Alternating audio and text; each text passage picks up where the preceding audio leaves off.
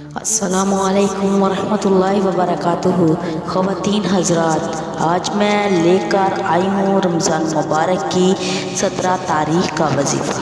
میرے پیارے بہنوں اور بھائیوں، ویڈیو کی طرف بڑھنے سے پہلے آپ سے ایک چھوٹی سی گزارش ہے، میری ویڈیو کو اسکپ مت کیجیے گا، میری ویڈیو کو مکمل دیکھیے گا اور صدقے کی نیت سے میرے چینل کو سبسکرائب کیجیے گا۔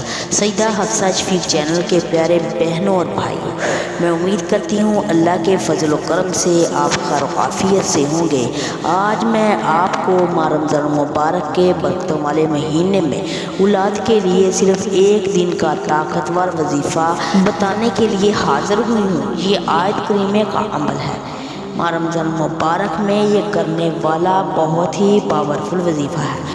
اگر آپ اس کو میرے بتائے گئے طریقے کے مطابق کریں گے تو اس خاص مہینے میں اللہ تعالیٰ اولاد ہونے کی خوشخبری سنا دے گا۔ یہ وظیفہ آپ نے عصر کی نماز کے بعد کرنا ہے۔ رمضان مبارک کی 17 تاریخ کو عصر کی نماز کے بعد آپ نے یہ عمل کرنا ہے۔ عصر کی نماز کے بعد جو وقت ہوتا ہے دعاؤں کی قبولیت کا وقت ہوتا ہے۔